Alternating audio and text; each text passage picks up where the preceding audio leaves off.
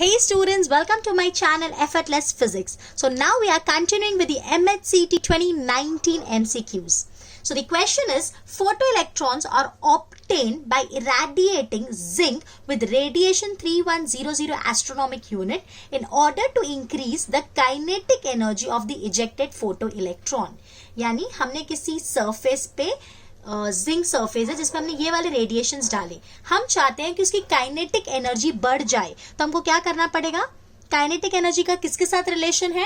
Kinetic energy is directly proportional to the frequency of the incident radiation, या आप ऐसा बोल सकते हो it is inversely proportional to the wavelength of the incident radiations. मतलब अगर हम वेवलेंथ कम करेंगे तो फ्रीक्वेंसी बढ़ेगी, तो काइनेटिक एनर्जी बढ़ेगी. सो the correct option is the wavelength of the incident radiation should be decreased. Clear? Okay. Next, light of different frequencies whose photons have energies 3 electron volt and 18 electron volt. ये हमको क्या दिया है? ये हमको frequency दी है, यानी फ्रीक्वेंसी को हम ऐसे बोल सकते हैं corresponding एनर्जी दी है. Respectively, successively illuminated a metal of work function 2 electron volt. मतलब इन दोनों को, ये जो रेडिएशंस है इनको हमने किसी मेटल पे डाला जिसका वर्क फंक्शन कितना था? 2 इलेक्ट्रॉन वोल्ट. अब हमको क्या पूछा है? मैक्सिमम स्पीड का ratio, the ratio of the maximum speed of the emitted electrons will be. तो अभी हम यहाँ पे फॉर्मूला यूज करने वाले हैं KE max is equal to incident energy minus work function.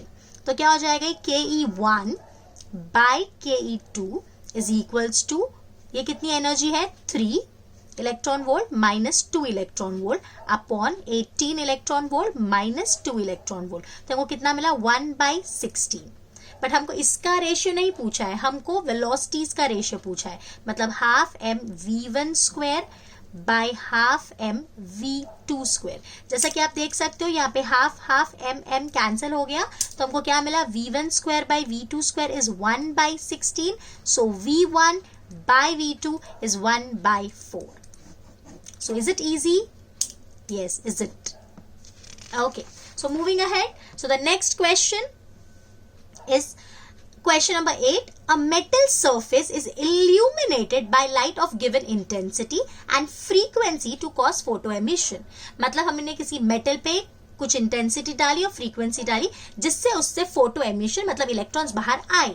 If the intensity of the illumination is reduce to 1/4 of its original value, मतलब अगर हमने उसकी इंटेंसिटी को 1/4 कर दिया, मतलब I2 is I1/4, then the maximum kinetic energy of the emitted photoelectrons would be.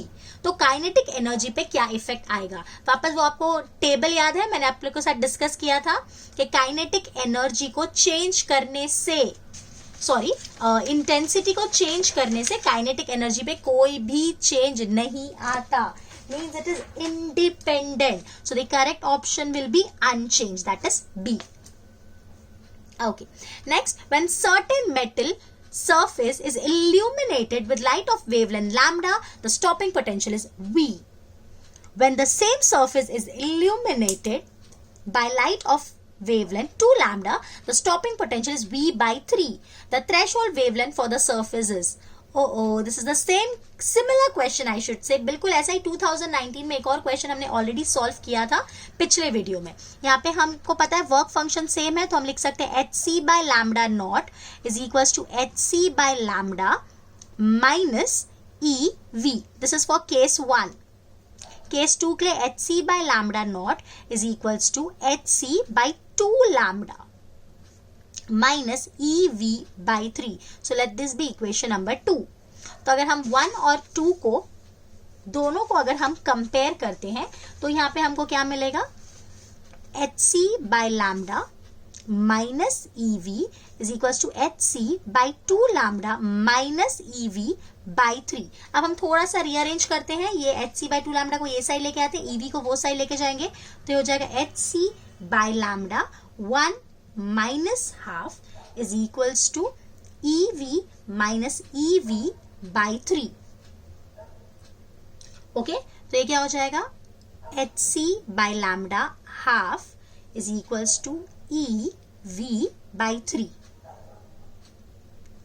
Sorry this will become 2 EV/3। अगर हम इस 2 को भी ये साइड ले लें तो EV/3 इज HC/4 लैम्डा। हमको यहाँ से वैल्यू मिली, ये वाली वैल्यू हम इक्वेशन 2 में पुट करते हैं। पुट इन इक्वेशन 2 तो क्या हो जाएगा, HC/λ0 is equal to HC/2 lambda minus HC/4 lambda.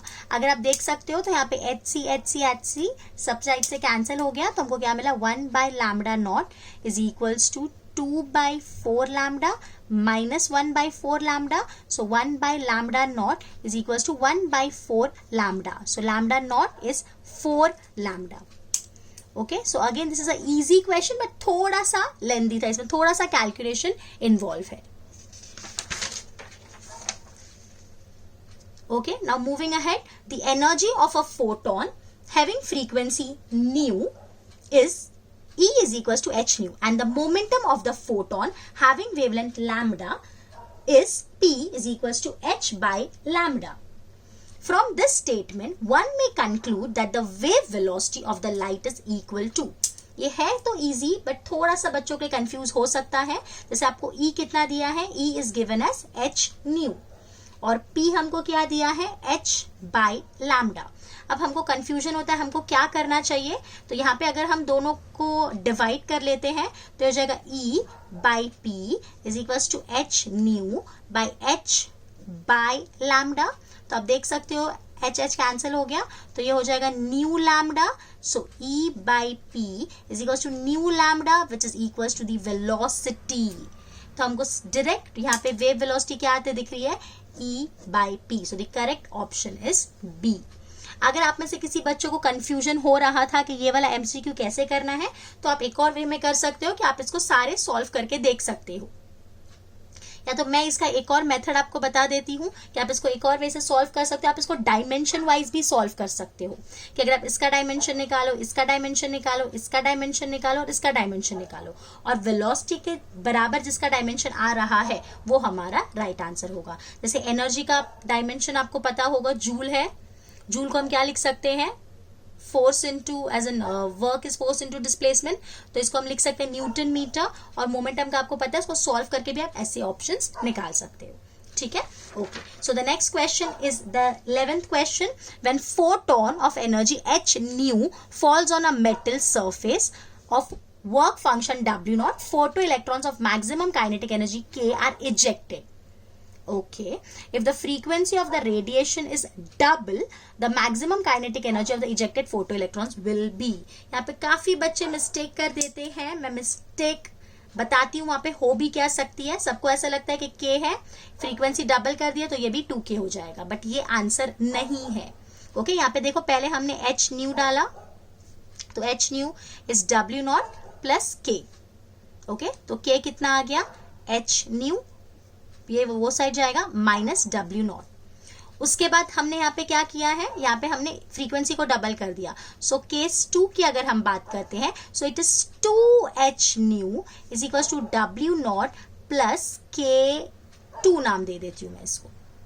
ठीक है, तो यहाँ पे K2 हमको क्या आते हुए दिख रहा है, it is 2h new minus W0. क्या मैं 2h न्यू को ऐसे लिख सकती हूँ, h nu plus h nu minus W0 is K2. तो आप देख सकते हो h nu minus W0 is K, so this is h nu plus K is equal to K2. तो आपको क्या आंसर दिख रहा है, the correct option is option d. Clear? Okay, now last, according to Einstein photoelectric equation, the graph between the kinetic energy Ke of the photoelectrons ejected and the frequency nu of the incident radiations. ये मैंने बिल्कुल आपको revision list में ऐसा ही graph करके बताया था, kinetic energy versus frequency का. It was a straight graph, जो हमको पता है कि जो फ्रीक्वेंसी वाले एक्सिस को या एक्स एक्सिस को न्यू नॉट पे कट करता है. So the correct option is a. Okay, so that's it. These are the questions जो मेरे पास थे 2019 के, ये मैंने सारे आपके साथ डिस्कस कर लिए हैं. आप लोग को भी लगा होगा ये क्वेश्चंस काफी इजी है. ओके, और अगर आपको मेरा ये चैनल पसंद आया, so please like the video and subscribe to my channel for further updates. Thank you, bye bye.